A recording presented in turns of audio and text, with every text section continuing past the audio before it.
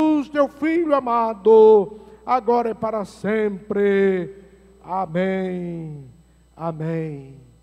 Declaramos então aberta essa escola bíblica em nome de Jesus. Todos digam amém. Deus abençoe, meus irmãos. Pastor Jurandir, prossiga.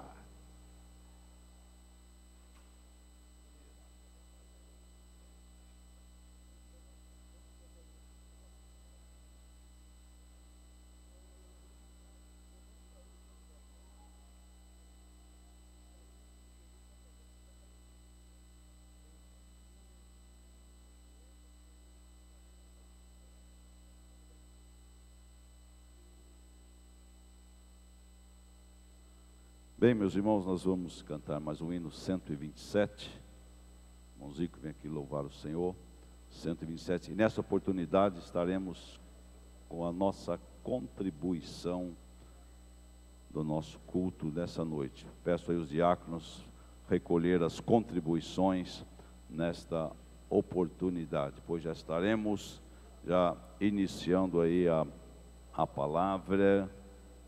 Vamos fazer 2 períodos na exposição da mensagem, assim dá um intervalozinho para o nosso preletor, nosso ensinador, e também um rápido intervalo para cada um de nós. Então vamos cantar juntos 127 e contribuirmos com as nossas contribuições que trouxemos para a causa do Senhor.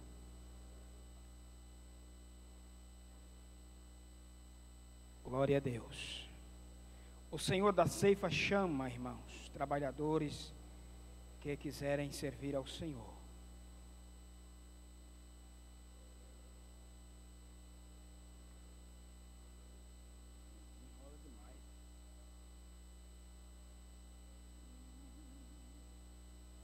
O Senhor da ceifa está chamando quem quer ir por mim a procurar. Almas que no mundo vão chorando, sem da salvação participar. Fala Deus, fala Deus, toca-me com brasas do altar.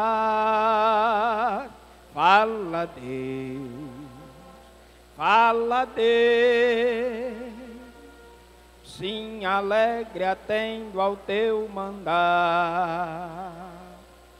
O profeta Deus se aproximando, considera ser um pecador, mas o fogo santo o queimando torna útil para o seu Senhor. Fala Deus, fala Deus, toca-me com brasa do altar. Fala Deus, fala Deus, sim, alegre atendo ao teu mandar. Muitos são os que vão expirando, sem ter esperança de perder. Vai depressa lhes anunciando que Jesus os leva para o céu. Fala Deus, fala Deus, toca-me com brasa do altar. Fala Deus, fala Deus, sim, alegre atendo ao teu mandar. Breve os trabalhos serão findos, bênçãos vão os servos desfrutar, e Jesus os saudará bem-vindo. Essa glória espero alcançar. Deus, fala Deus, toca-me com brasa do altar, fala Deus, sim, alegre atendo ao teu mandar.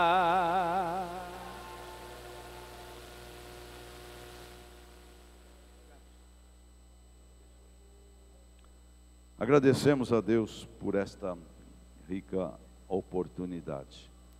Vamos estarmos de pé, recebermos nosso preletor, pastor Elianai Cabral. Convido o pastor Heleno para fazer esta oração. Estaremos dividindo o tempo em 45 minutos, um intervalozinho e depois mais um tempo depois. Amém? Pastor Heleno, nosso segundo vice-presidente, orando, e o pastor Elianai Cabral vai estar nos ministrando a palavra. Esse amigo já conhecemos de longa data, Curitiba, alguns seminários já estivemos juntos, Americana, São Paulo e outras localidades, e hoje uma alegria tê-lo em nossa cidade. Amém. Graças a Deus. Meus irmãos, conforme a orientação do nosso pastor, vamos orar, pedindo a bênção de Deus mais uma vez para esse trabalho.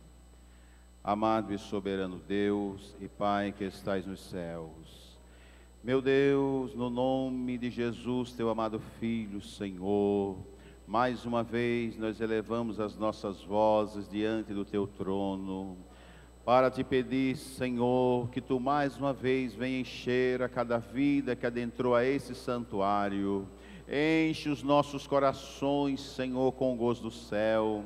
Abre, Senhor, nosso entendimento, a nossa mente, para que possamos compreender a Tua santa palavra. Meu Deus, abençoa o Teu servo mais uma vez, que irá ministrar a Tua palavra, Senhor. Usa-o poderosamente. Senhor, descortina, Senhor, a janela do céu sobre esse lugar agora. Meu Deus, abençoa os irmãos que estão aqui, Senhor, com o coração aberto para ouvir e aprender da Tua santa palavra. Grande e soberano Deus e Pai, é no precioso nome de Jesus, teu amado, que nós te pedimos e já te agradecemos de agora e para sempre. Amém. Cumprimento a todos os amados irmãos nesta igreja com a paz do Senhor. Podem assentar-se, por favor.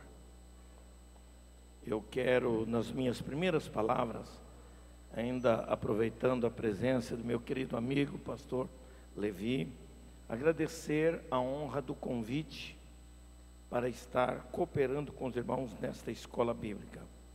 Agradeço essa maneira carinhosa e hospitaleira com que tenho sido recebido desde o primeiro momento em que cheguei a esta cidade.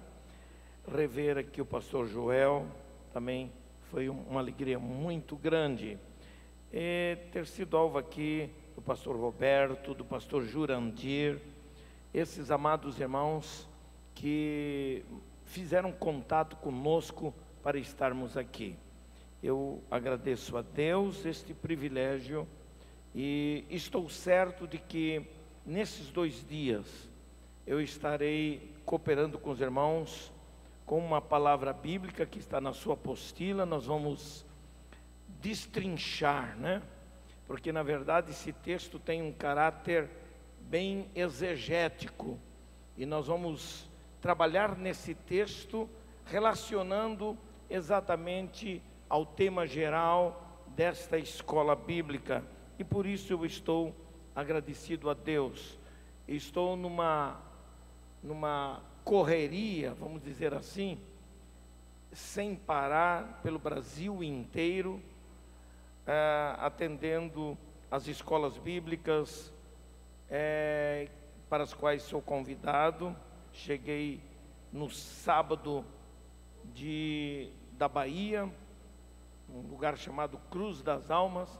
Eu nem sabia que Cruz das Almas tinha a importância que tem, porque eu pensei, quando ouvi esse nome, Cruz das Almas, deve ser o fim do mundo, deve ser onde está a cruz e ninguém chega lá.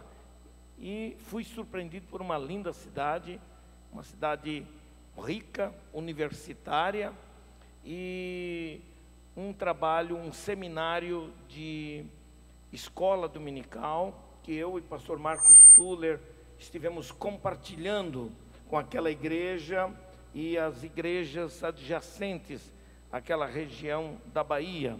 E estou feliz por estar aqui com os irmãos, e eu quero ser bastante objetivo para aproveitar o ensejo desta oportunidade que Deus está nos dando. Para tanto, naturalmente, os irmãos terão liberdade para fazer suas anotações, com algumas colocações, alguns pensamentos que nós vamos apresentar aos irmãos dentro dessa matéria. E para tanto, eu quero começar com a leitura do texto bíblico, mesmo assentados, como os irmãos estão. Eu quero convidá-los a abrirem na carta de Paulo aos Efésios. Eu não trouxe livro nenhum, eu sou o pior vendedor do mundo, não sei vender nada meu. Então, quem vende é a casa. Mas eu tenho um livro que eu escrevi na carta aos Efésios, entre 11 outros livros que nós temos na CPAD. E esta carta é uma carta de uma riqueza imensurável. Mesmo tendo escrito alguns anos passados, há quase 30 anos passados, o livro na carta aos Efésios, a cada dia eu descubro novas verdades, novos conceitos espirituais que nos ensinam muita coisa, e por isso eu entendo que é muito importante para obreiros de modo geral a leitura e a reflexão, o estudo sistemático com textos comentados, porque irão ajudar os irmãos. Efésios capítulo 4. Obrigado, pastor. Efésios capítulo 4, e versículos de 1 ao 16. Na verdade, nós vamos ler apenas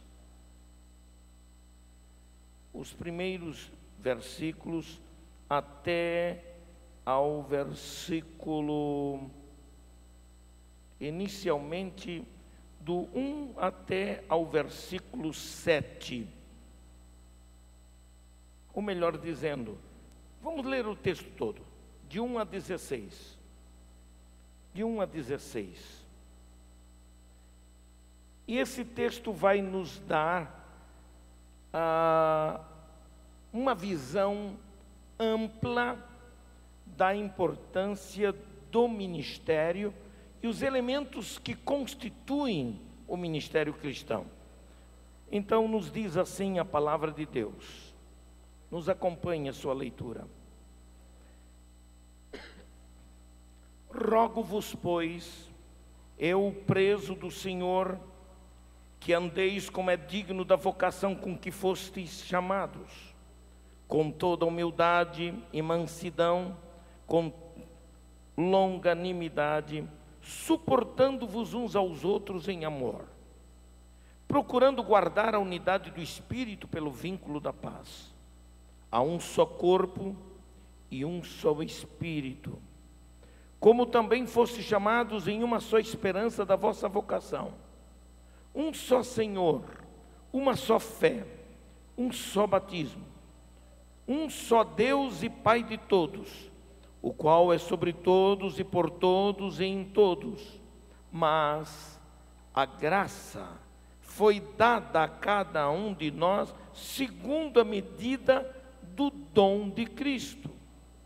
Pelo que diz: subindo ao alto, levou o cativo o cativeiro e deu dons aos homens. Ora, isto ele subiu, que é, senão que também antes tinha descido às partes mais baixas da terra. Aquele que desceu é também o mesmo que subiu acima de todos os céus para cumprir todas as coisas. E ele mesmo deu uns para apóstolos, e outros para profetas, e outros para evangelistas, e outros para pastores e doutores, querendo o aperfeiçoamento dos santos para a obra do ministério, para a edificação do corpo de Cristo, até que todos cheguemos à unidade da fé e ao conhecimento do Filho de Deus, a varão perfeito, à medida da estatura completa de Cristo, para que não sejamos mais meninos inconstantes, levados em roda por todo vento de doutrina, pelo engano dos homens que com astúcia enganam fraudulosamente. Antes, seguindo a verdade, em amor, cresçamos em tudo naquele que é a cabeça, Cristo, do qual todo o corpo, bem ajustado e ligado pelo auxílio de todas as juntas, segundo a justa operação de cada parte, faz o aumento do corpo para a sua edificação em amor. Amém, irmãos?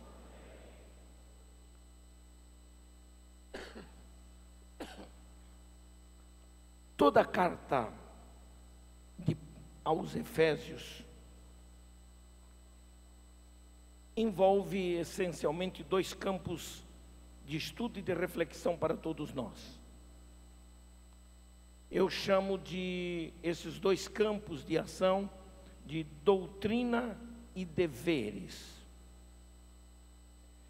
É interessante que no versículo 1, Paulo exorta a igreja em Éfeso com o propósito de promover a unidade da igreja, que era a grande preocupação do apóstolo naqueles dias. Uma vez que a igreja vinha sofrendo a invasão de certas heresias filosóficas, através de falsos ensinadores que se diziam cristãos, com o chamado gnosticismo, e as ideias do gnosticismo eram ideias de uma filosofia muito perigosa, em que confundiam determinados valores do cristianismo, coisas como, por exemplo, a separação entre carne e espírito, por exemplo. O gnosticismo, que vem da ideia do grande conhecimento, gnosis, dava a ideia de que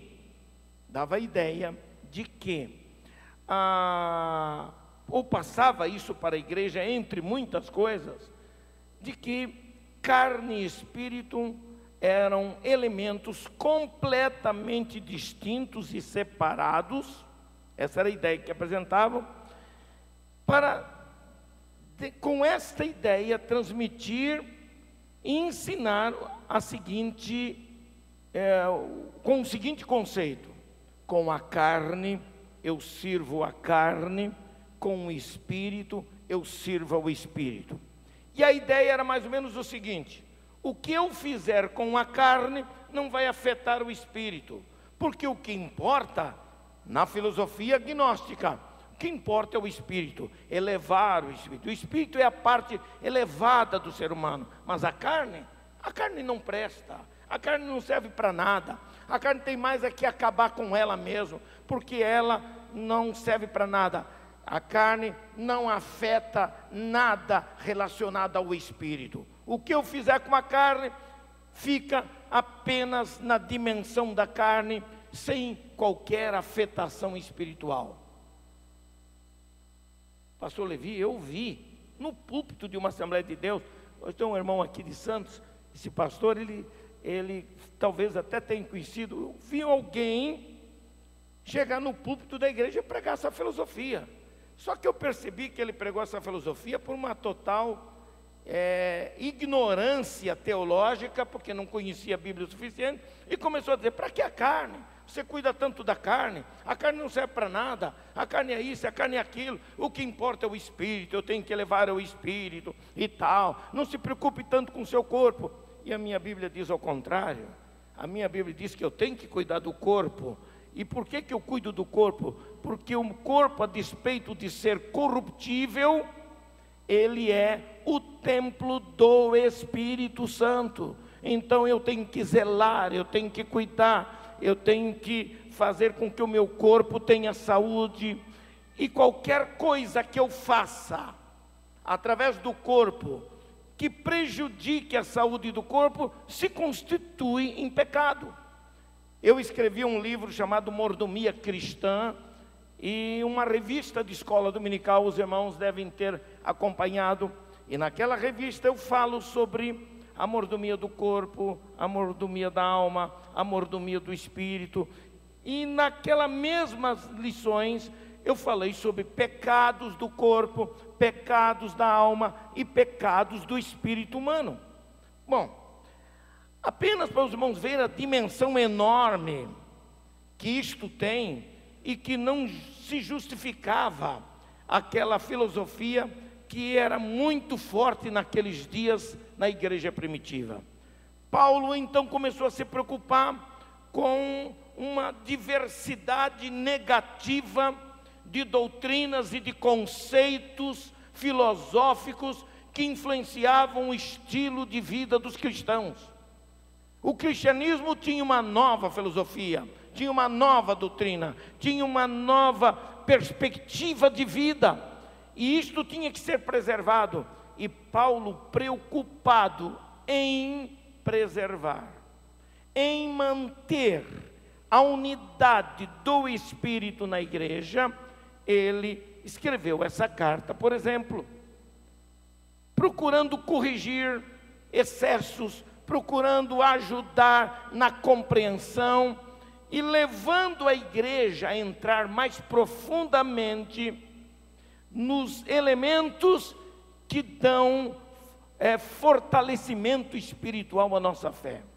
Entre alguns aspectos da preocupação de Paulo estava exatamente a qualidade do ministério exercido na igreja. Então ele organiza esses ministérios, ele os coloca numa perspectiva em que a igreja pudesse entender.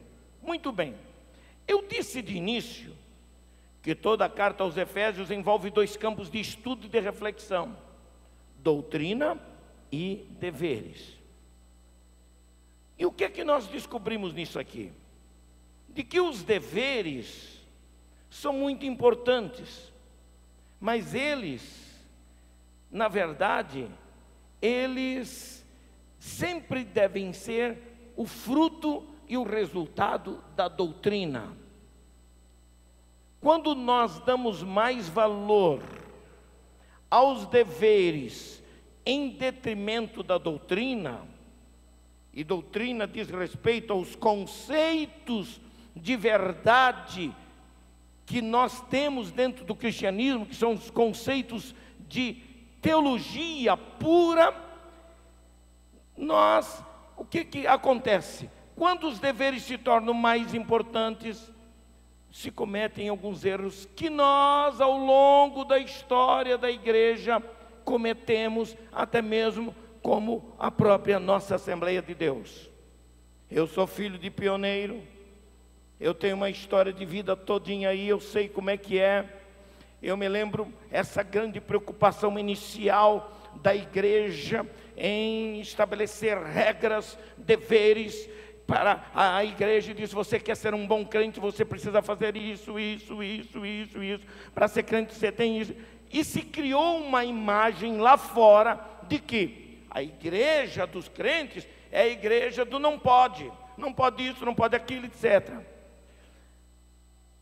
Eu acho que é tão perigoso os que são da linha do não pode, como daqueles da linha de que pode tudo. Os dois são radicais, as duas ideias são erradas. E o que nós aprendemos nisso aqui? Nós aprendemos que o dever, ele resulta do conhecimento da doutrina. Vejam só, é o dever que responde à doutrina, da mesma forma como ramos, folhas de uma árvore correspondem às raízes e ao tronco. Entendemos também que estes ramos, folhas e frutos são aqueles elementos que retiram a seiva vital para sobreviverem.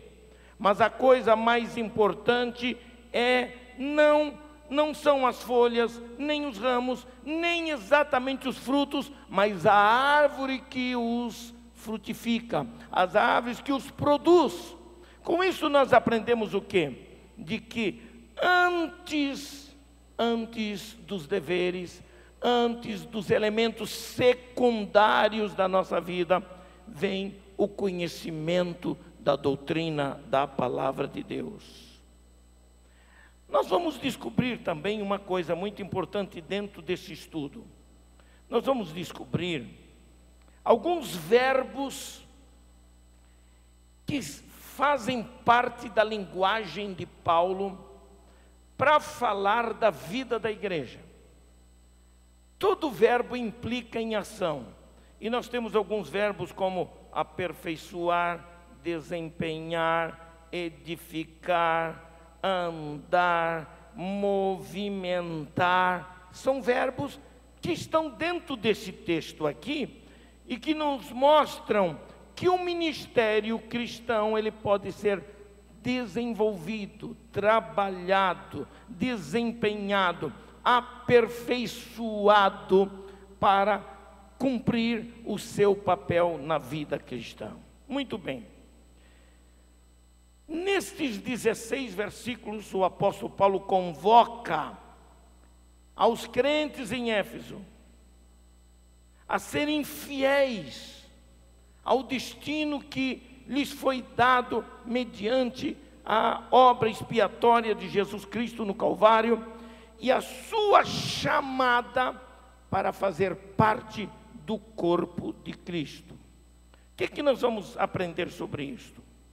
Nós vamos aprender de que a igreja, ela tem em sua unidade singular, a igreja tem dois elementos fundamentais para o seu fortalecimento. Duas coisas. A igreja não é uma coisa estática, neutra. A igreja é coisa viva. A igreja implica em movimento. E o que faz a igreja ultrapassar os séculos, e nesses 2000 anos de existência da igreja, a igreja está aí. Gerações e gerações passaram e a igreja está aí. E nós vamos descobrir que há algo nela que a faz andar, que a faz viver, que a faz ultrapassar limites. E esta coisa é exatamente a vida que recebemos como parte do corpo do Senhor Jesus Cristo. Esses dois elementos eu chamo de multiplicidade e diversidade. Eu gosto de ver o que o versículo 7, 4, 7, veja o que está escrito aí.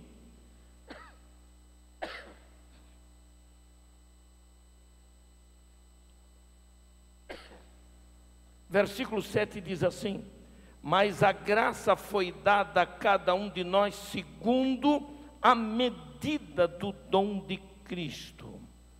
A graça foi dada a cada um segundo a medida do dom de Cristo. Primeira verdade: nós não somos membros isolados da igreja.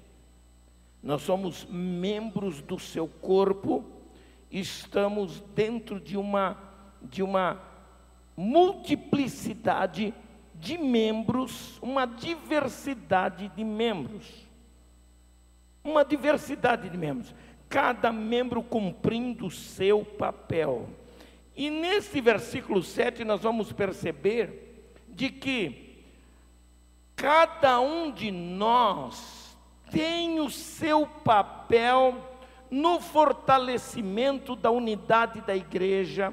Cada um tem o seu papel, e esse papel diz que é dado a cada um segundo a medida.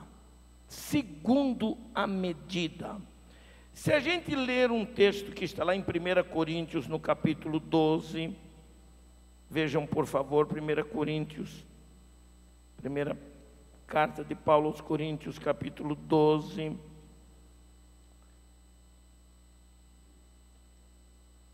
nos versículos 4 a 6, fala da diversidade de dons, da diversidade de ministérios, da diversidade de operações, atribuídos às 3 pessoas da Trindade, mas o 7 e o 11 do capítulo 12, o 7 diz: mas a manifestação do Espírito é dada a cada um para o que for útil. E o versículo 11 diz: mas um só e o mesmo Espírito opera todas essas coisas, repartindo particularmente a cada um como quer. Primeira grande verdade que a gente descobre, de que todos nós temos um papel preponderante, um papel de importância no corpo de Cristo. E se temos esse papel, nós temos que cumprir o nosso papel, nós temos que funcionar como tal. E o texto está dizendo de que nessa diversidade de dons, de ministérios e de operações, eles são dados, são manifestos para aquilo que for útil no corpo de Cristo. Em síntese, está dizendo de que nada fora deste princípio de utilidade individual no corpo de Cristo poderá ser aceito. Por quê? Porque cada qual cumpre o seu papel. E mais, diz que os dons, as funções, as atividades de cada um são dadas particularmente, diz, repartindo particularmente a cada um como quer. Se o Espírito Santo é o elemento chave da vida da igreja, ele conhece particularmente e conhece preventivamente, ele conhece por antecedência cada um de nós, e por nos conhecer, ele conhece também a capacidade individual que cada um de nós tem para desenvolver um dom, para exercer um ministério, para realizar uma obra, entendendo com isso de que o Espírito, a vontade do Espírito Santo é superior à nossa própria vontade. Mesmo que o apóstolo Paulo diz que nós tenhamos condições de pedir e de desejar os melhores dons, porém prevalece a vontade do Espírito, e a vontade do Espírito está no pré-conhecimento particular que ele tem de cada um de nós. Ele não dá a ninguém mais do que pode fazer funcionar, mais do que pode exercer, mais do que pode trabalhar. Ele dá a cada um de acordo com a medida de cada um de nós para o exercício daquele trabalho. Se ele nos conhece por antecedência e sabe, então entendemos de que a igreja é edificada exatamente por esse pré-conhecimento que o Espírito tem de cada membro do corpo de Cristo para o exercício de uma atividade. Nem todas as atividades são aquelas que aparecem, mas não importa isso, o que importa é que cada um cumpra o seu papel, cumpra a sua atividade no corpo de Cristo, e é isso que nós aprendemos nesse aspecto. Essa diversidade existe para quê? Para manter o equilíbrio do corpo, para manter o equilíbrio do corpo, e o equilíbrio do corpo implica exatamente em que nós cresçamos segundo a medida perfeita de Cristo Jesus, que é o varão perfeito, completo, sem faltar absolutamente nada. Eu gosto de ver que lá em Romanos 12, atualizada na revista, na edição Revista e Atualizada, a expressão diz: é dada a cada um segundo a proporção do dom, segundo a proporção, segundo a capacidade. A diferença entre os termos de e da fé vem servir para nós com um caráter especial, porque vejam só, o desse texto de Romanos 12,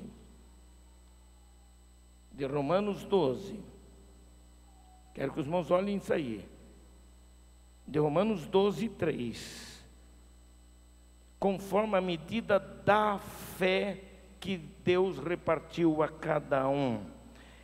A diferença entre os termos de e da fé, ou segundo a medida de fé, é uma preposição com caráter mais amplo, mas quando usa o termo da fé, é a preposição mais o artigo que indica objeto de forma específica, indicando, é usado aqui a expressão no sentido de que nós desenvolvemos a fé recebida por nosso Senhor Jesus Cristo e trabalhada pelo Espírito Santo na nossa vida. O que eu quero destacar é de que nessa multiplicidade e diversidade, nós temos por obrigação fazer o corpo crescer, fazer o corpo desempenhar, fazer o corpo cumprir o seu papel particular. O seu papel particular. Meu irmão, minha irmã, você não é alguma coisa relegada a um segundo plano no corpo de Cristo. Você está no corpo e está no corpo para funcionar. Não importa qual é o trabalho que você faz, se é aquele que é aparente, que todo mundo vê, ou se é aquele que não aparece. A verdade é que se você não funcionar, você irá prejudicar todo o corpo, e o corpo de Cristo precisa ser perfeito. Esses elementos dizem respeito ao crescimento como um todo. A igreja, para alcançar maturidade espiritual, ela precisa crescer até alcançar a medida da estatura perfeita de Cristo. Uma outra coisa que eu quero chamar a atenção dos irmãos. Logo no início nós temos aqui embaixo o primeiro ponto principal que nós chamamos de o caminho para a excelência espiritual. O caminho para a excelência espiritual. O versículo 1, Paulo começa dizendo o quê? Veja o que diz o texto. Rogo-vos. É um enfático convite para que participemos do processo de aperfeiçoamento espiritual. Rogo-vos, rogo-vos. E a palavra rogar, ela aparece na língua grega como paracaléu. E paracaléu significa chamar, apelar, exortar. Daí surge a ideia de se estar convidando para tomar-se uma atitude. E Paulo, ele não está fazendo um mero convite, em que a pessoa pode aceitar ou não pode aceitar, ou deve aceitar ou não. Ele está, na verdade, exortando, apelando, convidando a que a igreja tome uma atitude em relação às ameaças que a igreja vinha sofrendo naqueles dias. Rogo-vos. O convite implica a uma consciência da importância do chamamento, o chamamento de cada um de nós. Todos nós fomos chamados a fazermos parte do corpo de Cristo. Quantos têm consciência disso? Todos nós. Você não está aí à toa. Você não está aí por acaso. Ainda que essa ideia possa até transparecer um pouco de calvinismo, entretanto, nós não podemos também fugir do fato de que nossa teologia pentecostal, ela tem uma mistura de calvinismo, de arminianismo, e o que importa não é exatamente isso aí. O que importa é dizer que você foi chamado para estar aí. Você é eleito para fazer parte do corpo de Cristo. Você não é alguma coisa que está aí por acaso, não. Você está aí porque houve um projeto de Deus e você faz parte desse projeto. E nesse projeto você faz parte como membro do corpo de Cristo. E se você faz parte do corpo de Cristo como membro, você tem que funcionar para que o corpo não padeça, para que o corpo não sofra, para que o corpo não tenha dificuldades. É isso que o texto quer dizer. Então, ele apela a que a igreja tome uma atitude. Mas é interessante que ele apela e diz assim: rogo-os, pois eu, preso do Senhor. Na verdade, Paulo escreveu esta carta estando numa prisão em Roma, e lá de dentro de um cubículo, sem ter facilidade nenhuma para escrever, nem materiais suficientes, ele conseguia um milagre de poder escrever essas cartas, que são uma riqueza enorme. Ele diz: rogo-vos, pois eu, preso do Senhor, que andeis. Vejam a importância do verbo andar aqui. Andeis como é digno da vocação com que fostes chamados. Eu gosto de uma versão, uma tradução que diz assim: que leveis uma vida digna do chamamento que haveis recebido. Quando Paulo apela à dignidade da chamada, ou ele apela para que se andasse de forma digna, na verdade, Paulo expressava o seu ardente zelo com os crentes de Éfeso, no sentido de que quaisquer comportamentos que ferissem os princípios da palavra de Deus e que comprometesse a fé cristã, poderiam arrastá-los ao pecado, ao antigo paganismo. E ele está preocupado com isto, quando ele diz que a igreja deveria andar como é digno da chamada. Esta palavra digno é uma palavra muito forte. No grego bíblico, a palavra digno é axios. No latim aparece como dignus. Mas o sentido dos dois idiomas, tanto no grego quanto no latim, a referência da palavra, o sentido da palavra é comportamento.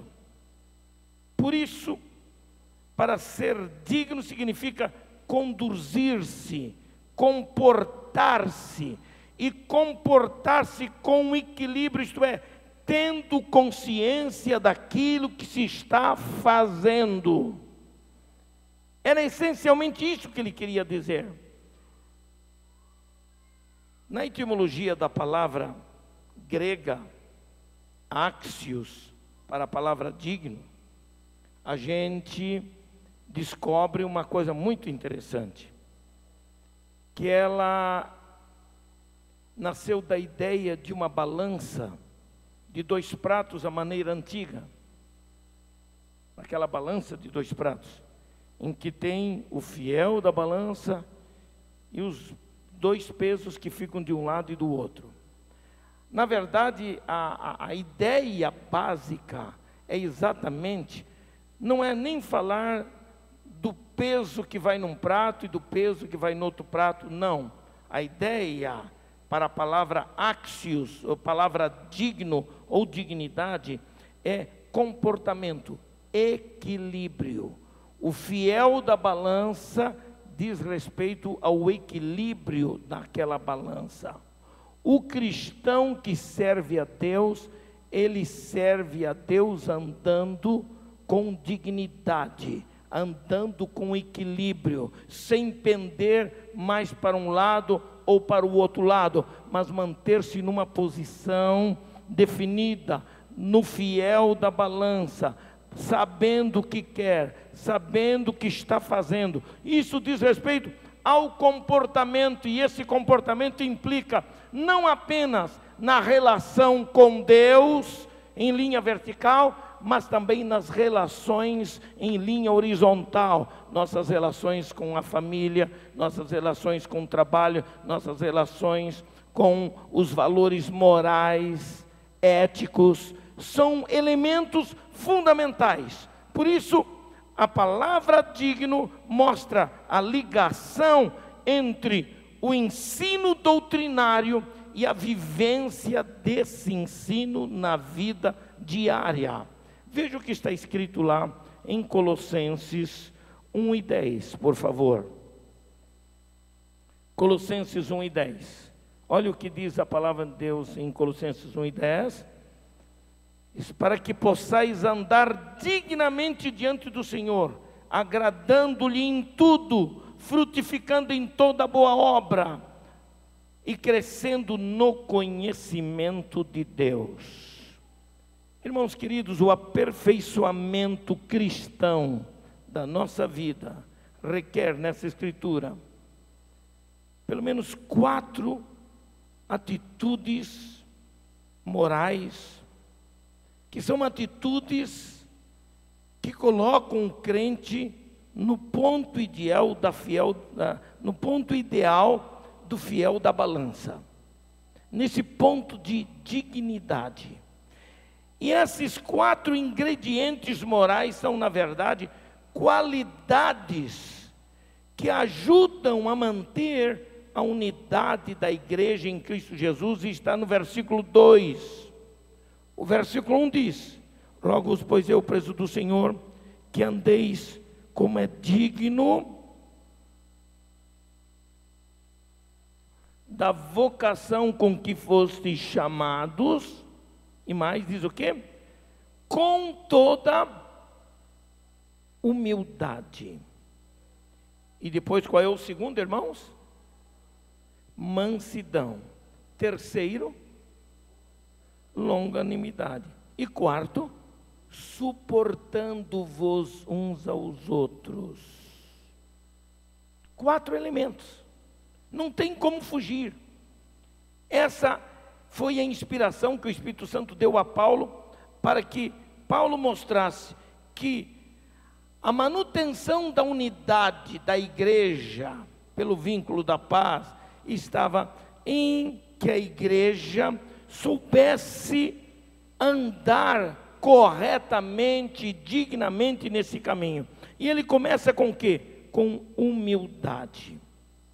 4 ingredientes que envolvem toda a nossa vida emocional, toda a nossa vida espiritual, nossa vida física. São ingredientes que envolvem sentimento, emoção. Por isso, eles ajudam a construir e manter a unidade da igreja, porque são valores dinâmicos ativados na vida dos crentes. Essas qualidades são qualidades que precisam ser cultivadas no nosso cristianismo. No nosso cristianismo. Como estamos falando para obreiros, naturalmente todo obreiro deve ser referencial para o restante da igreja. Se ele deve ser um referencial, esses elementos, esses ingredientes, esses valores são fundamentais e precisam ser cultivados pela vida do crente, para que haja aperfeiçoamento espiritual. São qualidades que têm a ajuda do Espírito Santo na vida do crente.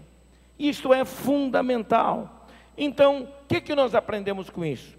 Que o andar digno é como o aprender a se firmar, a dar aqueles primeiros passos semelhantes ao de uma criança. É isto que implica. Por exemplo, com Enoque no Velho Testamento, eu gosto da palavra que Deus, que está escrito, que Deus disse para Enoque: anda na minha presença. E andar na presença de Deus implica num estado de espírito para a gente saber exatamente como andar e aprender da parte de Deus. Implica em andar firme, é um andar digno, até alcançar o padrão ideal da imagem de Cristo, para se viver em santidade e para se viver em justiça entre os homens. Colossenses capítulo 3 e 10, veja o que diz a palavra. 3 e 10 diz: e vos vestistes do novo que se renova para o conhecimento segundo a imagem daquele que o criou. Então, o andar digno do crente implica em que ele ande equilibradamente, sabendo o que está fazendo e por que ele deve fazer determinadas coisas. Quais são essas atitudes? A primeira que aparece é o quê? Humildade. Humildade. Com toda a humildade, diz a Bíblia aqui. Com toda humildade. Uma palavra que na língua grega ele dá a ideia de ser despretensioso, ser singelo. Humildade é, na verdade, um termo que repudia o orgulho pessoal e se inclina para a pacificação com todos. Isto é ser humilde na presença de Deus. Um dos pecados do espírito humano é o orgulho. Um dos pecados do espírito humano. É bom que se entenda que na tricotomia do homem, corpo, alma e espírito, existem pecados relativos ao corpo, geralmente expresso através da vida natural do homem. Existem os pecados da alma e existem os pecados do espírito. E os pecados do espírito são todos aqueles que ferem frontalmente a relação com Deus. O orgulho é um pecado inaceitável diante de Deus, porque o homem tenta se colocar numa posição unilateral com Deus. Por isso a presunção, o orgulho são pecados do espírito. Não são meros pecados da carne. Eles se manifestam através da carne, mas na verdade eles afetam diretamente a soberania de Deus. Lúcifer foi expulso da presença de Deus por seu orgulho, porque por alguma razão permitiu que o orgulho entrasse no seu coração. Então o orgulho é uma forma negativa de humildade. A humildade é alguma coisa que é uma qualidade de aperfeiçoamento nas nossas relações humanas e nas nossas relações espirituais para o fortalecimento da unidade da igreja. Humildade é fundamental que nós saibamos agir com atitude humilde diante de Deus, e implica o respeito a todas as pessoas que fazem parte do mesmo corpo. Nenhum membro no corpo de Cristo age isoladamente. Todo membro do corpo de Cristo, ele sempre tem que pensar no outro que está ao seu lado. No outro que está ao seu lado. E que ele contribui para que todos os demais membros cumpram o seu papel para a perfeita saúde, a perfeita maturidade do corpo de Cristo. É fundamental que nós aprendamos a ter atitudes de humildade. No reino de Deus não há espaço para o orgulho, não há espaço para a falta de humildade. É lamentável que nós estejamos vivendo agora um tempo onde a falta de humildade, principalmente no campo da liderança, tenha produzido tão maus obreiros, tenha produzido obreiros completamente desqualificados para o exercício do ministério no reino de Deus. Se nós quisermos crescer, temos que aprender que a glória é sempre do Senhor e Ele não dá a ninguém. Ele não dá a ninguém. O papel do crente em relação a Deus é o de refletir a glória de Deus. Ninguém tira nem acrescenta glória ao Senhor, porque a glória pertence a Ele perfeitamente. É fundamental que a gente aprenda. Sabe de uma coisa, irmãos? Logo que eu saí do Instituto Bíblico, em 1965, no ano seguinte eu fui ordenado ministro. Já vou completar 47 anos de pastor. E quando eu tinha 20 anos de idade, e naturalmente eu tinha muita energia, muita vontade de crescer, ser grande pregador, etc. E o que era próprio da minha própria idade e da minha imaturidade naquela época, nesse aspecto. E quando eu cheguei à igreja, que meu pai era pastor, São Francisco do Sul, Santa Catarina, a igreja estava aguardando o dia que eu ia chegar e o dia que eu pregaria na igreja. Todo mundo queria ver o Elienay pregar. E então foi marcado um trabalho especial de 2 dias, sábado e domingo. E então eu sabia que a responsabilidade é grande, eu busquei de Deus. Orei, meti a cara no chão, preparei uma mensagem maravilhosa, preguei na igreja e quando terminei de pregar, a Deus havia feito uma obra tremenda, foi um culto poderoso. E quando terminou o culto, eu saí com aquela sensação, puxa vida, estou ficando bom mesmo, sou bamba mesmo aqui, sabe? Eu acho que daqui para frente o meu caminho vai ser de, vou estar sempre nas alturas. E muito bem. Para o primeiro dia, eu orei bastante. Eu busquei de Deus. Para o segundo dia, eu disse, para quê? Não precisa tanto orar mais tanto, né? Eu já estou bom, já sou bamba. E aí, então, o que acontece? Eu fui pregar no domingo. A igreja na mesma expectativa e todo mundo dizia, hoje vai ser muito mais do que ontem. E eu preparei aquela mensagem poderosa, viu, irmão? Aquele negócio que para mim ia ser do tipo do terremoto que alguns pregadores gostam de falar por aí, né?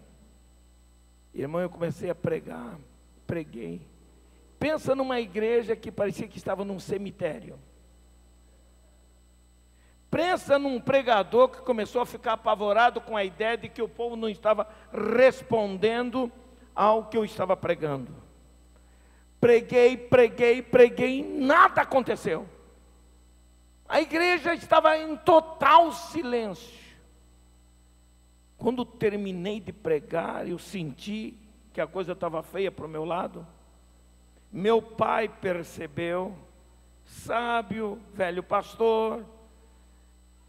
Antes de terminar, meu irmão, eu nem esperei o amém. Eu saí pela porta do fundo e fui para a casa pastoral e fui me esconder no sótão da casa pastoral.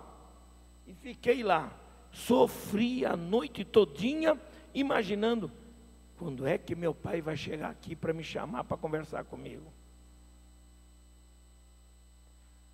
E meu pai deixou eu sofrer. Só no outro dia de manhã, na segunda-feira de manhã, meu pai chegou ao pé da escada do sótão e disse, Nai, meu filho, preciso conversar com você, meu filho, posso subir aí? Pode, pai.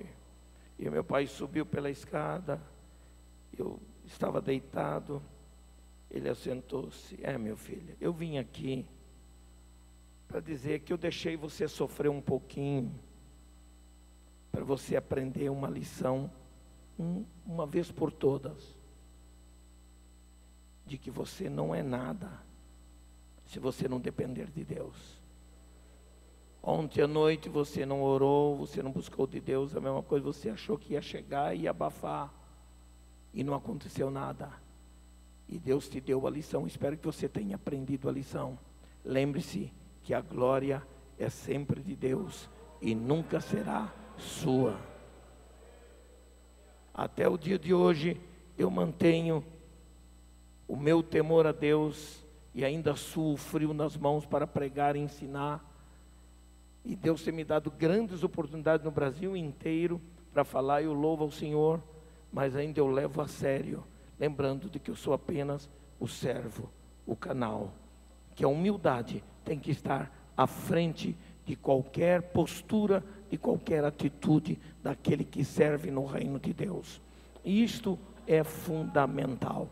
Deus abençoe. Vamos para um intervalo.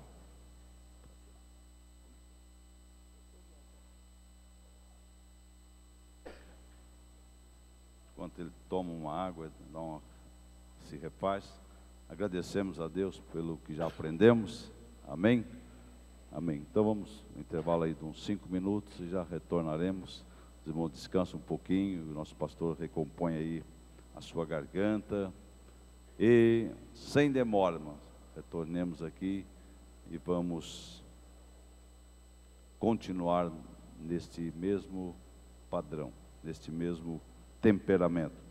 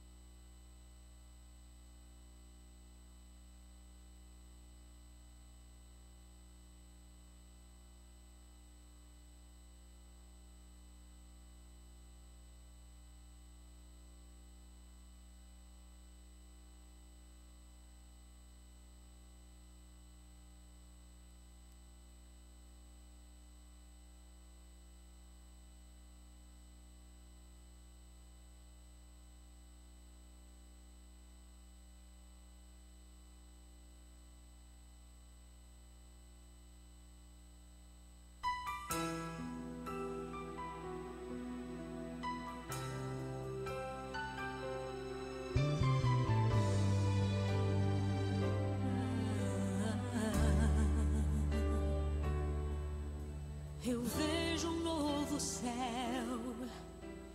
e uma nova terra. Vejo um novo tempo que se abre pra mim. A minha história ainda não chegou ao fim. Já passei pelo vale, já venci o deserto. Atravessei o rio da minha dor. E agora é chegado o tempo de receber as promessas do Senhor. Eu posso ver pela fé, o meu momento chegou. Tudo novo agora se tornou. Esse é o início de um novo tempo. Esse é o início de uma nova estação.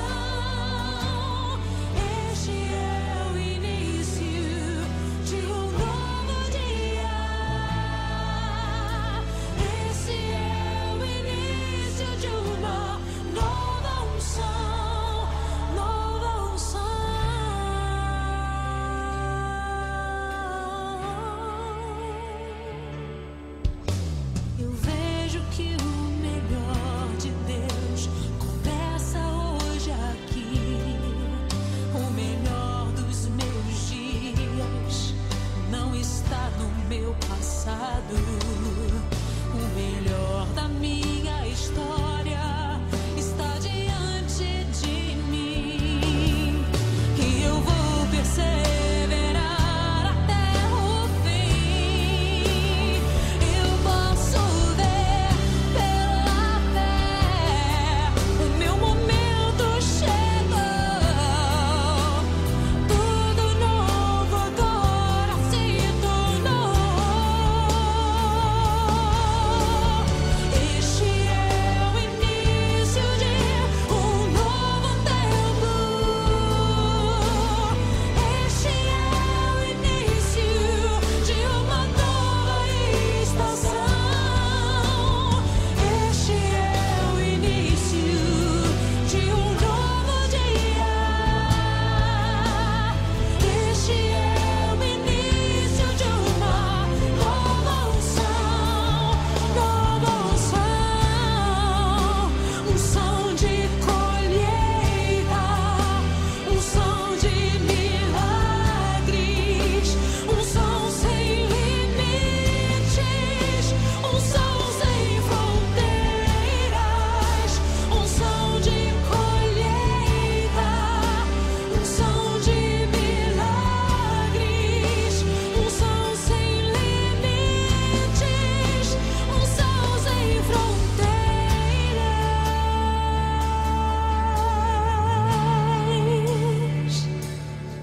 Valeu a pena esperar, eu aprendi a adorar em toda e qualquer situação.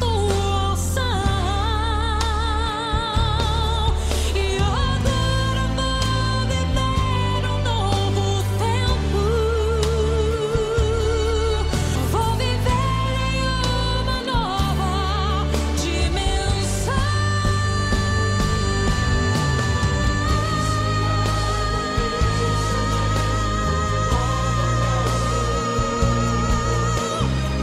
Este é o início de uma nova estação.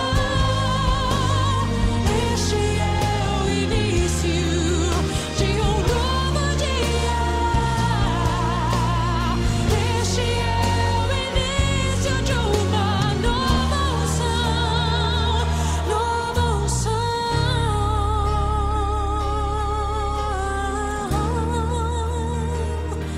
Nova unção.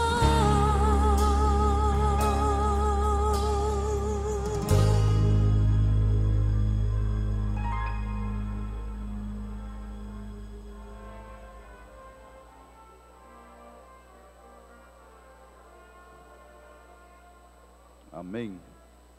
Nossos irmãos vão louvar o Senhor com o hino e nós já estamos dando reinício ao trabalho na sequência. Todo o povo de Deus tomando o seu lugar e vamos ouvir o hino com nossos irmãos e o pastor Lienar estará dando continuidade a esse importante assunto de ensino sobre as qualidades e as virtudes do obreiro do Senhor. Glória a Deus. Aleluia. Cumprimento os irmãos na paz do Senhor. Amém. Vamos louvar o nome do Senhor nesta noite. O título do hino aqui: Filho, eu vi você orando. Aleluia.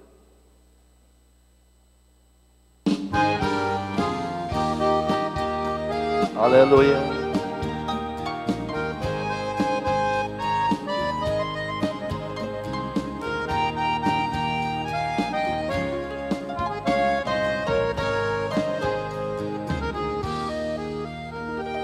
Filho, eu vi você orando, madrugada me buscando. Vi o seu rosto no pó e os seus olhos molhados. Filho, eu vi você dizer: hoje eu vim te socorrer.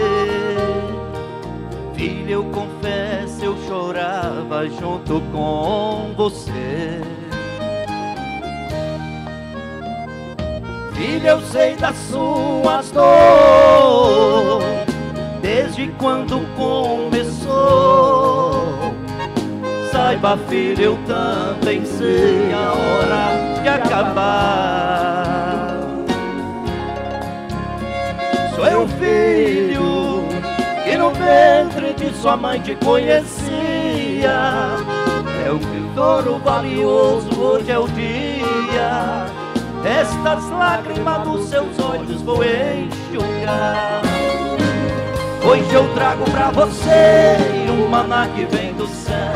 Hoje eu vou te dar vitória como dei pra Israel. Vou tocar no mar vermelho e fazer parede d'água. Do outro lado vai cantar. Como Miriam cantou, dizendo só o Senhor é Deus. Hoje a vitória é sua, tu também é um dos meus. Vai saber que sou sincero, nada impede quando eu quero. Pegue hoje o que é seu. Aleluias!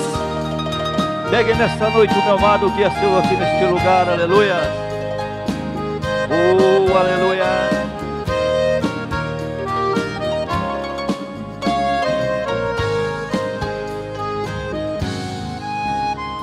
Sou eu, filho, que no ventre de sua mãe te conhecia. É um tesouro valioso, hoje é o dia. Estas lágrimas dos seus olhos vou enxugar. Hoje eu trago pra você um maná que vem do céu. Hoje eu vou te dar vitória como dei pra Israel. Vou tocar no mar vermelho e fazer parede d'água. Do outro lado vai cantar. Como Miriam cantou, dizendo só o Senhor é Deus. Hoje a vitória é sua, tu também é um dos meus. Vai saber que sou sincero, nada impede quando eu quero. Pegue hoje o que é seu. Vai saber que sou sincero, nada impede quando eu quero. Pegue hoje o que é seu. Aleluia! Amém, meu amado? Deus abençoe. Amém. O segredo é ficar no centro da direção e da vontade permissiva de Deus. Pastor Lianai continuando ministrando-nos a palavra, entregando tudo aquilo que Deus preparou para que nesta escola nós precisamos aprender. Amém. Voltando ao texto de Efésios 4:2, ao texto de Efésios 4:2, aqueles ingredientes e atitudes que aperfeiçoam nossa relação com Deus e com a igreja. Diz assim: com toda humildade e mansidão, com longanimidade, suportando-vos uns aos outros em amor. Em primeiro lugar, humildade que nós mostramos, a importância desta qualidade nas nossas relações sociais e espirituais. Naturalmente, essa é uma matéria que ela pode ter uma abrangência muito grande, mas nós queremos ser bastante objetivos, porque até amanhã eu tenho alguns assuntos que eu gostaria de dar bastante destaque, especialmente. Amanhã estaremos falando aqui dos elementos constitutivos do aperfeiçoamento espiritual, que envolve especialmente os versículos 4 em diante. Mas agora estamos tratando dessas atitudes. Humildade. Humildade. Em segundo lugar, mansidão. Duas palavras da linguagem bíblica e no Novo Testamento, para o tes, para a palavra mansidão, é uma palavra que dá a ideia de estar curvado, de estar aflito. É principalmente a palavra no hebraico que mostra isso aí. E no grego, prautes, a ideia para mansidão transmite a ideia de uma atitude interior de submissão a Deus e a sua palavra. E a sua palavra. Embora este substantivo prautês na língua grega transmita a ideia de bondade, geralmente expressa em atos exteriores, em atos das nossas relações. Porém, não podemos confundir mansidão com timidez, com medo. Absolutamente. Mansidão não significa fraqueza. Pelo contrário, ela sugere o controle. Mansidão dá a ideia de restrição da força. A ideia que transmite é a ideia de submissão sem luta, de atitude bondosa em situações em que alguém esteja experimentando às vezes maltratos, injustiças, coisas que nós enfrentamos no dia a dia. No dia a dia. Mansidão. Ser manso. Ao longo da minha vida, eu vi muitas coisas. Eu era bem novinho, tenho uma porção de experiências minhas quando era novo, e depois de velho a gente também continua tendo experiências, porque a gente continua errando, ninguém é perfeito, né? E com esses erros a gente aprende algumas coisas. Mas eu me lembro que quando eu estava ainda na escola teológica, estudando, 1964,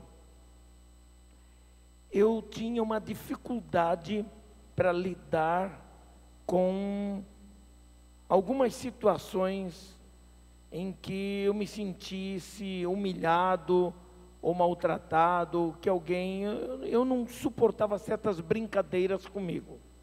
Talvez até pela minha formação, aquela coisa toda, eu tinha dificuldade de lidar. E um dia, um amigo dentro da escola, um colega de escola, de banco de aula, que se tornou um grande amigo, um grande pastor, um grande mestre da Bíblia. A gente, quando se lembra disso, a gente ri um bocado hoje. Mas hoje a gente pode rir, mas naquele tempo a coisa ficou séria. Eu fiquei tão brabo com esse amigo, mas fiquei tão brabo, fiquei na carne mesmo com ele, porque ele disse alguma coisa que eu não gostei, e eu fiquei brabo e fui logo no gogó do camarada, disse: olha, eu vou te enfiar esse nariz para dentro da cara, para você aprender a respeitar um Catarina, um barriga verde invocado. Ele: que é isso, Helena? Que é isso? Eu tinha 18 anos de idade. E depois que isso aconteceu, não aconteceu nada, não houve nenhum ato de violência, eu podia partir para isso. Eu fiquei tão envergonhado do que eu fiz, que eu disse: o que é que eu estou fazendo aqui? Estudando para um dia querer ser um pastor? Eu não tenho condição de um dia ser pastor. Eu não consigo vencer meu temperamento forte, sanguíneo, não consigo, então eu vou embora. E tomei a atitude de ir embora. A irmã Colenda, a irmã Doris, quando eu falei com eles, ele disse: não, meu filho, você não vai embora não. Aqui é uma escola. Você está aqui para aprender. E uma das coisas que você vai aprender é a ter domínio sobre o seu temperamento. Você tem que aprender a dominar o seu temperamento. Eu disse: mas eu não aguento, irmã Doris, eu não aguento isso aí. Ele disse: não, você vai aprender a aguentar. Então eu me propus orar e jejuar sobre o assunto. E fui buscar de Deus. Durante uma semana inteira eu chorei, busquei, me quebrantei diante de Deus. Eu disse: Senhor, se tu não mudares o meu temperamento, não mudares essa minha postura, eu não tenho condição de um dia ser um pastor. Então eu vou embora, eu não fico nesse lugar. Passado uma semana, era um domingo pela manhã, pastor João de Oliveira, de saudosa memória, nosso professor, principalmente na classe que tinha a porção de alunos da escola teológica em Pindamonhangaba, sentiu a minha falta. Eu disse: onde está o jovem Elianai? Aí ele disse: não sei, o que aconteceu, mas ele não veio. E eu fiquei realmente na escola, me levantei cedo, não tomei café, e fui para os fundos da escola, que tinha lá umas bananeiras, tinha um monte de árvore frutífera, e eu me escondi lá no meio das bananeiras e fiquei orando lá. Ou tu mudas a minha vida, mudas o meu temperamento, ou eu vou embora. A verdade é que eu comecei a passar por uma experiência tremenda de quebrantamento tão grande de Deus, que eu caí desmaiado no meio das bananeiras. E quando os meus colegas voltaram da escola, para o almoço na escola, eu ainda estava no meio das bananeiras, e sem saber o que estava acontecendo, e os meus colegas, onde está Elienay, onde está Elienay, onde está Elienay? E alguns saíram lá e foram lá para os fundos da escola, e me encontraram eu deitado, caído, no meio das bananeiras, falando em línguas o tempo todo falando em línguas, e me pegaram daquele jeito e ninguém conseguia me fazer parar, e levaram para o quarto e oraram comigo. A partir daquele dia, minha vida mudou. O meu temperamento, psicologicamente e naturalmente, não muda. O temperamento faz parte da nossa personalidade, mas o Espírito Santo tomou posse do meu temperamento. E até o dia de hoje, quando a carne quer fazer valer a força do meu temperamento do lado negativo, o Espírito Santo me ajuda a controlar e a fazer. E foi assim que eu consegui vencer muitas batalhas no campo pastoral, ajudando pastores e ajudando no pastoreio de igreja. Deus colocou mansidão no meu temperamento. O Senhor me ensinou a restringir a força da carne, a restringir a força do meu temperamento, acionado muitas vezes pela força da carne. E essa restrição fez com que eu pudesse aprender a conviver de uma forma que que eu pudesse vencer a mim mesmo. Por quê? Porque mansidão implica na capacidade de resistir sem reagir negativamente. Então, eu não acredito em ministério e pastor. Eu hoje posso dizer isto, não sou mais um menino, mas não acredito em pastor que diz, eu sou assim mesmo, eu não vou mudar. Quando eu fico nervoso, eu faço mesmo, eu grito. Eu tenho visto muito pastor que esquece que é pastor e se torna senhorzão de fazenda, parece que está sempre com um chicote para bater em todo mundo. E aqueles obreiros que não dizem, eu quando fico nervoso, eu fico assim, eu não consigo mudar. Olha, meu irmão, se você não consegue mudar, está na hora de você fazer o que eu fiz: orar e jejuar e dizer, Senhor, muda o meu temperamento, muda a minha vida, dá-me o espírito de mansidão.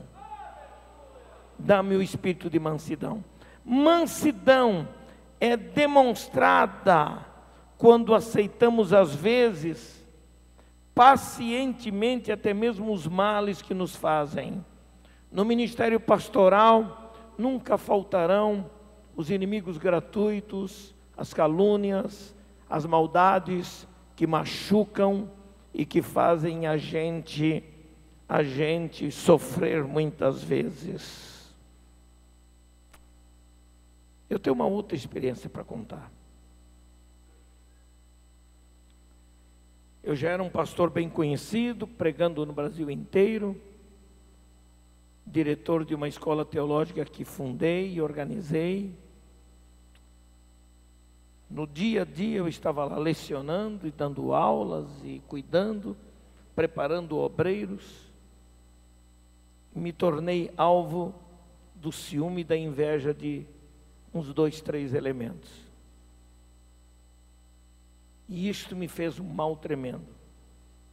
E um dia daqueles que a gente no exercício do ministério, a gente se envolve tanto com tantos assuntos, com tantas coisas, estudando a Bíblia, fazendo isso, fazendo aquilo, que se esquece às vezes daquela vida devocional que é importante para o obreiro.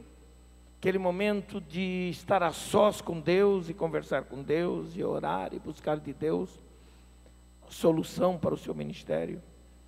Mas chegou um dia que parece que eu perdi a estribeira, perdi a coisa e fiquei muito brabo com a ofensa de alguém. Eu disse, eu não aguento mais, eu vou embora e tal. Eu não aguento mais isso, eu não aguento mais isto. Aí chamei a minha esposa, entrei dentro do carro, eu tinha um Fuscão, que ele era chamado Fuscão, 1500. Entrei no carro, e a minha esposa calmamente veio, olhou pela janela e disse, eu não vou andar com um homem na carne.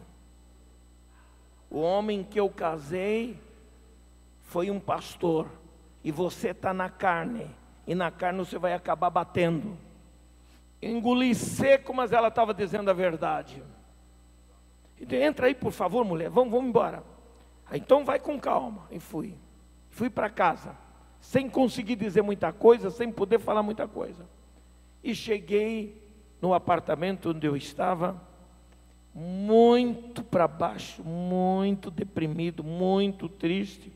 Eu disse, puxa vida, trabalho, e não sou reconhecido pelo trabalho que estou fazendo, não sou respeitado no trabalho que eu faço. E eu estava, só via o meu ministério numa visão negativa. E eu tomei um banho, me preparei para dormir, e fui para o quarto, e me ajoelhei ao lado da cama. Era uma noite bem fria, e ao me ajoelhar ao lado da cama, tentei orar. Quem é que disse que eu conseguia orar? Quem é que disse que eu conseguia dizer alguma coisa para Deus? Não conseguia dizer nada. Então, na verdade, eu caí num sono pesado, ajoelhado na cama, e caí sobre as pernas. A minha esposa chamou algumas vezes, vem para a cama, está muito frio. Quando ela viu que eu estava num sono pesado, ela tomou um cobertor com jeitinho, foi lá, colocou por cima de mim, ao lado da cama, e eu dormi aquele sono pesadíssimo ao lado da cama. E ali naquele sono, eu tive um sonho. E no sonho, Deus me levou para Jeremias 18. Eu entrei numa olaria. Eu vi o oleiro, mas não vi o rosto do oleiro em vez nenhuma. Vi muito barro em pontos diferentes. Além de ter visto muito barro de cores diferentes por ali assim, eu vi uma calha d'água de madeira, em que passava uma água límpida, e que corria e terminava numa grande mó. Era uma grande pedra. Percebi que o oleiro pegou um monte de barro na mão, bateu bem, colocou dentro daquela calha d'água, e as águas levaram aquele monte de barro para debaixo daquela mó. Quando chegava lá, ele triturava. Eu via o barulho daquele barro sendo amassado. Repentinamente, naquele mesmo sonho, eu vi quando o oleiro me tomou, do jeito que estava, tomou meu corpo assim, como se fosse um pedaço de pau, e me colocou dentro da calha d'água. Eu queria sair, mas não conseguia. E a água foi me levando, eu senti o frescor das águas, e quando eu cheguei foi chegando debaixo da mó, era como se eu estivesse assistindo a mim sendo triturado, amassado, esmagado debaixo daquela mó, e vi o barulho dos ossos se quebrando e tudo se quebrando. E quando chegou do outro lado da mó, lá havia um monte de barro, e eu sabia que aquele monte de barro era eu. que foi amassado, triturado, esmagado completamente. O oleiro pegou com as suas mãos, levou para uma pedra redonda, em linha assim, horizontal. Tinha uma outra pedra redonda, que ele movia com os pés. No eixo dessa essa pedra redonda havia um buraco e havia um eixo aqui, que rodava. Ele pegou aquele monte de barro. Eu sabia que aquele monte de barro era o Elianai Cabral, era o pastor que estava ali. Colocou em torno daquele eixo e começou a trabalhar. Ele movia com as pernas, e à medida que movia com as pernas, o eixo rodava, e ele foi trabalhando, trabalhando. Daqui a pouco eu fui crescendo, e que eu me vi, reconheci a minha cabeça, reconheci o meu corpo, e quando eu estava inteiro do lado de fora, então eu me acordei. Aí quando eu me acordei lá pelas 3h30, 4 horas da manhã, eu acordei a minha esposa e pedi: eu quero que você ore por mim, porque Deus acabou de fazer uma obra total na minha vida. Este sonho não foi um sonho de barriga cheia, mas foi uma revelação de Deus, do que Deus queria fazer. Quando Deus nos ama, Ele trabalha conosco, Ele nos aperfeiçoa, Ele nos corrige, Ele muda a nossa estrutura, Ele trabalha na nossa mente, Ele trabalha na nossa personalidade. Era o que Deus estava fazendo e dizendo para mim o que Ele ia fazer. Por muitos anos eu entendi essa visão e só passei a entender por que Deus estava fazendo aquilo comigo. Hoje eu entendo perfeitamente que Deus estava, a despeito de anos de ministério que eu já tinha, de experiência, de pregador, de ensinador, de um monte de coisa que eu fazia, existiam alguns pedregulhos, alguns elementos que precisavam ser triturados no meu caráter, na minha personalidade, na minha vida moral e espiritual, para que Ele trabalhasse. Deus continua assim. Ali Deus estava mais uma vez me dando o espírito de mansidão, para que eu aprendesse a ser pastor e não apenas professor, a ser um homem de Deus que se tornasse canal de bênção para a igreja. E é isto que Deus quer fazer. Então eu não admito, eu tenho dificuldade para aceitar de gente que diz: eu sou assim mesmo, eu não vou mudar. Hoje eu tenho um trabalho que eu faço de aconselhamento com muitos pastores e líderes no Brasil. Pastores e líderes. E nesse trabalho de aconselhamento, o que eu mais me deparo são com atitudes semelhantes. Pastores que têm algo de Deus na vida, que têm uma experiência tremenda com Deus, mas que ainda não conseguiram lidar com os seus sentimentos, lidar com as suas emoções negativas, lidar com determinados problemas do seu caráter e da sua vida. Eu quero dizer a vocês que é o que Deus quer fazer na nossa vida. Se você quer ser usado por Deus, coloque-se nas mãos do Senhor e deixe Ele trabalhar na sua personalidade, deixe Ele trabalhar no seu caráter, deixe Ele trabalhar com os seus sentimentos. Ele tem o poder. O Espírito Santo não habita em nós à toa, Ele habita em nós para nos aperfeiçoar, para nos corrigir, para mudar o nosso comportamento e nos tornar capazes de fazer a sua obra. Louvado seja o nome do Senhor. Por isso, a mansidão é um ingrediente de aperfeiçoamento, isto é um ingrediente de ajuste à forma da unidade desejada por Deus, como Paulo exorta e solicita à igreja que tenha esse comportamento. Outra palavra forte é a palavra longanimidade. Longanimidade. Algumas traduções, o vocábulo aparece como paciência. No grego bíblico, essa palavra aparece como macrotumia. E macrotumia significa mais do que paciência, significa resignação. A palavra macros vem de longo, e tumo significa temperamento, é longo temperamento, longo ânimo. Ou seja, o que é que nós aprendemos?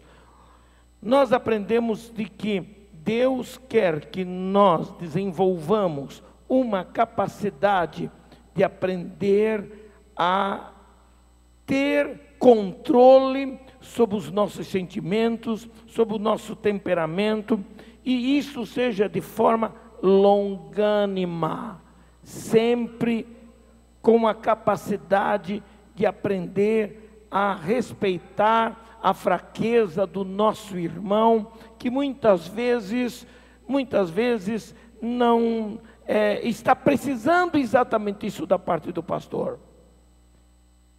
Acho que no ministério pastoral não há espaço para pastores e líderes que se tornam valentes no sentido negativo, agredindo as pessoas, maltratando as pessoas, desaforando pessoas. Ninguém é obrigado a ouvir desaforo de ninguém no ministério pastoral. Ninguém é obrigado. Até porque todos os que estão aqui estão livres para estarem aqui. São livres no seu arbítrio para escolher e dizer: eu estou aqui porque eu sirvo a Deus. Não tem que ouvir desaforo de ninguém. Uma coisa é a atitude firme que um pastor precisa ter na hora de disciplinar as coisas, de pôr as coisas no seu devido lugar. E atitude firme não tem a ver com malcriação, não tem a ver com atitudes drásticas, rudes, de maltrato, que às vezes... Olha, eu fui numa determinada igreja alguns anos passados, e o pastor ele deu umas ordens lá para os jovens, e os jovens foram fazer um culto ao ar livre. Ele não foi para o culto ao ar livre, ele ficou na igreja, e eu era o convidado, faz muitos anos, então eu fui com a juventude, e aqueles jovens então entregaram folhetos na cidade, convidando para o culto, mas estavam numa alegria enorme. Então rapazes e moças iam conversando, rindo, brincando, tá? De repente a gente olha assim ao distante, assim em frente da igreja, estava o pastor lá assim, ó.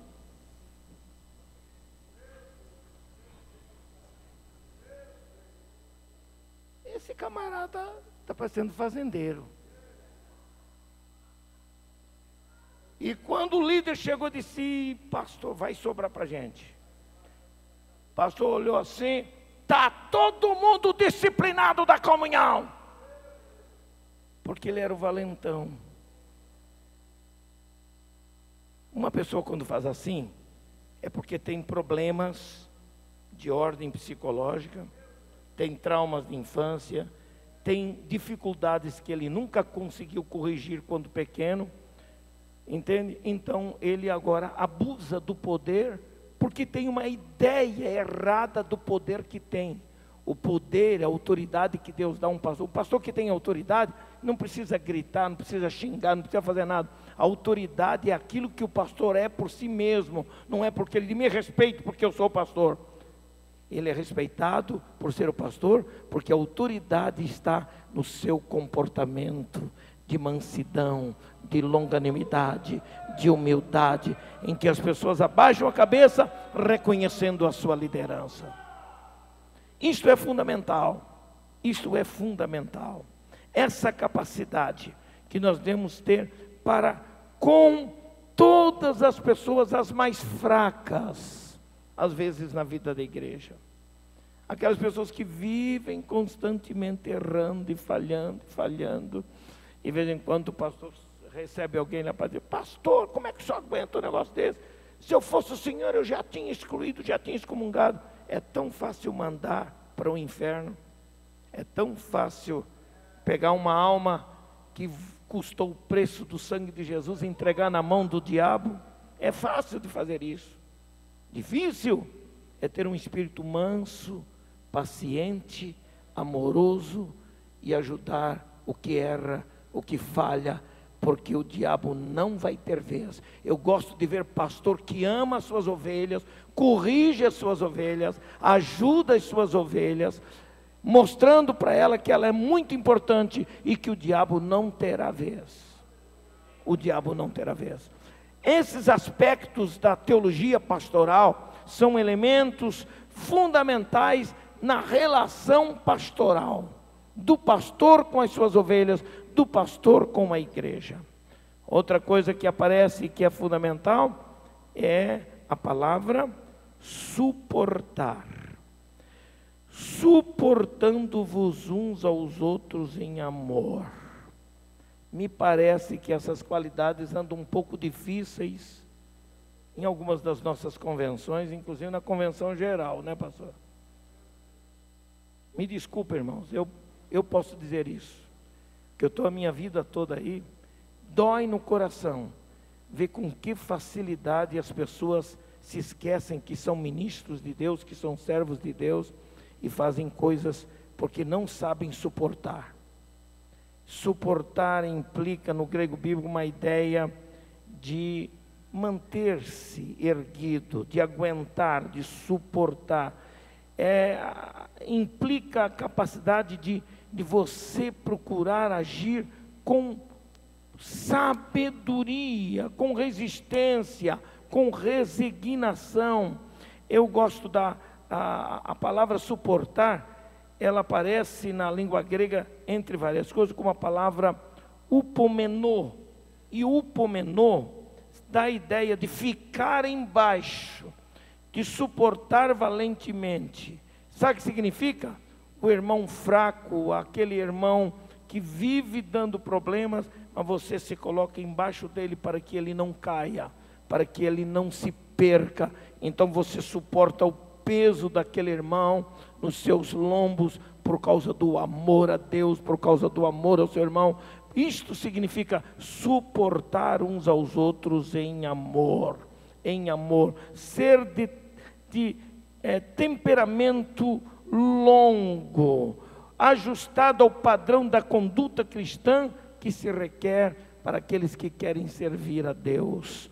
Essas qualidades e tantas outras que normalmente nós estamos acostumados a destacar para a vida dos obreiros, eu não destaquei, procurei destacar essas qualidades de ordem moral e espiritual no campo das emoções, porque elas são importantes para o exercício do ministério cristão.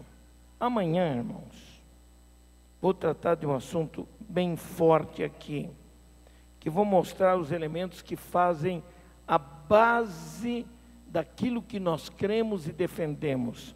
Qual é a nossa ortodoxia teológica em expressões como essa: um só corpo, há uma só fé, um só Espírito, um só Senhor, uma só esperança. Amanhã eu estarei tratando desse assunto em nome do Senhor Jesus. Amém e amém. Quantos podem agradecer a Deus? Amém?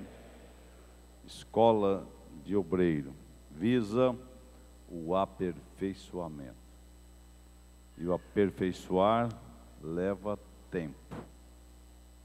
E as formas é do jeito que o idealizador quer, não é? O material vem para a forma do jeito que se acha, mas fica do jeito que precisa. Aleluia. E nós viemos para a escola bíblica do jeito que somos, mas vamos sair do jeito que Deus precisa. Amém?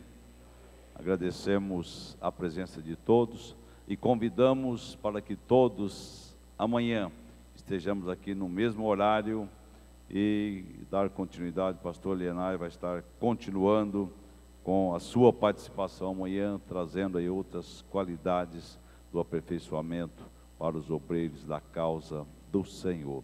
Vamos estar de pé, o pastor Joel estará orando por nós, encerrando esta reunião e ministrando a bênção sobre cada um de nós. E amanhã contamos com todos vocês. E se você notou que alguém não chegou aqui hoje, ligue hoje pela sua amizade, você obreiro na sua congregação, liga lá para o seu obreiro, para aqueles que cooperam com você, e para que todos estejam aqui e nós mais e mais sendo aperfeiçoados. Obrigado. Oremos. Maravilhoso Deus, nosso Pai, em nome de Jesus, Agradecemos, Senhor, por tudo quanto temos ouvido nesta noite, a Tua palavra, o ensino da mesma, que penetre poderosamente em cada vida, Senhor, para a nossa regra de fé e prática. Meu Deus, meu Senhor, estende as Tuas mãos sobre os Teus servos, obreiros, as famílias, a igreja, sobre a responsabilidade de cada um dos Teus filhos, Senhor. Opera maravilha no nosso meio, para a glória e honra do Teu nome, para que o Teu nome seja engrandecido, Senhor, na vida de cada um dos obreiros. É o que te pedimos, ó Pai, em nome do Teu Filho amado. Senhor, despede-nos a Tua paz, acompanha aos nossos lares, leva-nos a Tua paz, Senhor. Põe a Tua mão sobre cada um dos Teus filhos, livrando de todo mal, dos perigos, dos acidentes. Meu Deus, acampa o Teu anjo em volta daqueles que temem a Tua palavra e nos guarda, no nome de Jesus. Eu te peço agora e para sempre a graça do Senhor Jesus Cristo, o amor de Deus nosso Pai, a comunhão e a consolação do Espírito Santo reine sobre cada vida, e todo o povo de Deus digam amém. Deus abençoe a todos em nome de Jesus.